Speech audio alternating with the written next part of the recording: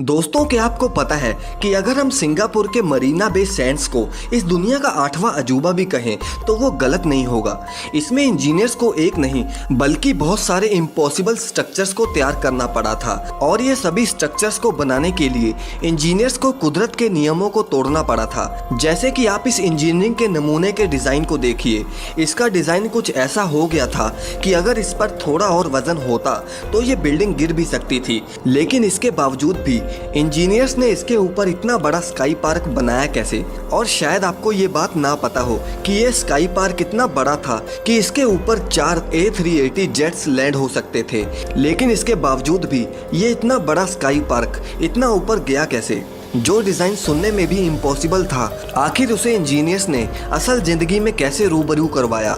जानने के लिए वीडियो को लास्ट तक जरूर देखिए और आगे भी ऐसी वीडियोस के लिए चैनल को सब्सक्राइब करना ना भूलें।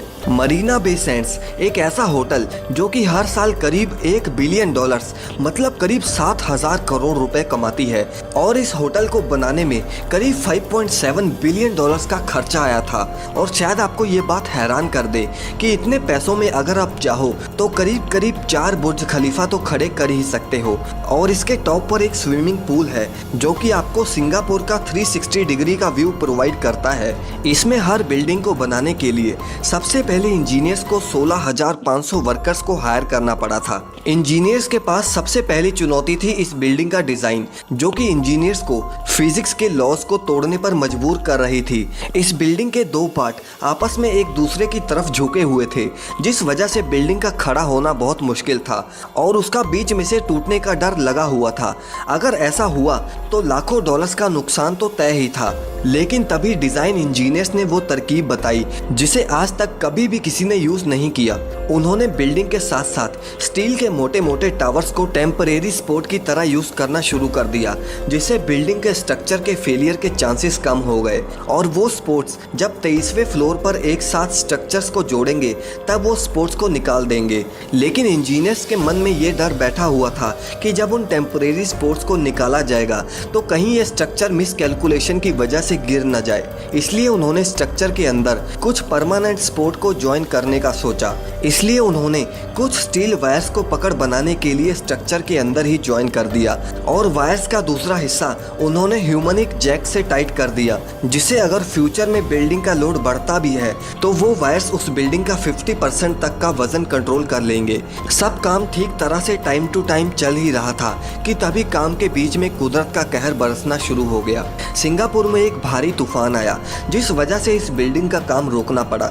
इस काम को रोकने का सबसे बड़ा कारण था तेज हवाएं, क्योंकि वो हवाएं सभी टावर्स के लिए खतरनाक साबित हो सकती थी, स्पेशली सबसे ऊपर बनने वाले 340 मीटर के स्काई पार्क के लिए। ये तेज हवाएं स्ट्रक्चर के डिजाइन को खराब कर सकती थी।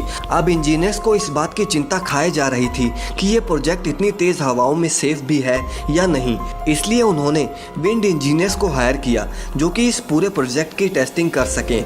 अब विंड इंजीनियर्स ने इस प्रोजेक्ट के मॉडल पर टेस्ट करनी शुरू कर दी और उन्होंने ये पता लगा लिया कि सिंगापुर के तूफान में ये बिल्डिंग्स 200 मिलीमीटर तक इधर उधर हो सकती हैं। जब इंजीनियर्स ने यह पता लगाया कि यह मूवमेंट ऊपर ब्रिजेस पर लगे हुए जॉइंट्स की वजह से हो रही है तो उसे काबू में करने के लिए इंजीनियर्स ने स्काई पार्क के नीचे मल्टी डायरेक्शनल स्टील बैरिंग्स को लगा दिया। लेकिन उसमें भी एक प्रॉब्लम आ रही थी। प्रॉब्लम कुछ ऐसी थी कि अगर इसके जॉइंट्स में फिर भी कोई मूवमेंट हुई तो फिर पूल के बीच में दरारें पड़नी शुरू हो जाएंगी। अब इस प्रॉब्लम का सलूशन इंजीनियर्स ने ये निकाला कि जहां पर पूल में दरारें पड़ने की आशंका थी वहां पर उन्होंने 50-50 मीटर के गैप में पूल को 3 सेगमेंट्स में डिवाइड कर दिया और उन 50 मीटर्स के गैप को स्टील की चादरों से कवर कर दिया गया। अब इंजीनियर्स की तेज हवाओं में बिल्डिंग के गिरने की आशंका दूर हो गई थी। लेकिन अब सवाल ये था कि आखिर इस 3 बड़े हवाई जहाज के बराबर के स्काई पार्क को ऊपर बनाकर लेके कैसे जाएं। और इसीलिए उन्होंने इस पूरे सेगमेंट को 14 पार्ट्स में डिवाइड किया और इसे ऊपर जाकर ही असेंबल किया। लेकिन इन 14 पार्ट्स को बिना किसी नुकसान के ऊपर लेकर जाना आसान नहीं है। इंजीनियर्स 14 में से 12 पार्ट्स को किसी न किसी तरीके से ऊपर तो ले गए, लेकिन इंजीनियर्स को अब इसमें से 2 सबसे बड़े पार्ट्स को ऊपर ले जाने में बहुत दिक्कत आने वाली थी, क्योंकि ये दोनों पार्ट्स करीब 80 मीटर के थे थे और इनका वजन 1400 टन के बराबर था। आपको बता दूं कि इतना वजन ऊपर उठाना मतलब करीब 8 आईफिल टावर्स को एक साथ ऊपर ले जाने के बराबर था। अब इतने वजन को उठाने के लिए पहले बिल्डिंग के ऊपर जायंट टेम्परेरी लिफ्टिंग मशीन को फिट किया गया ताकि वो इन भारी पार्ट्स को उठा सके। आपको बता दूं कि ये लिफ्टिंग इस दुनिया की लॉन्गेस्ट और लार्जेस्ट लिफ्टिंग थी। इस सेगमेंट को उठाने में करीब 14 घंटे का समय लग गया और इसके बाद ही इसके ऊपर इन सभी पार्ट्स को असेंबल किया गया। और आज इस बिल्डिंग में इस दुनिया का सबसे महंगा कसिनो के साथ साथ 200 मीटर की ऊंचाई पर दुनिया का सबसे बड़ा स्विमिंग पूल भी है। वैसे क्या आप कभी इस होटल में जाना चाहोगे? कमेंट करके हमें ज़रूर बताएं और वीडियो आपको कैसी लगी इसे भी हमें कमेंट सेक्शन में ज़रूर बताएं।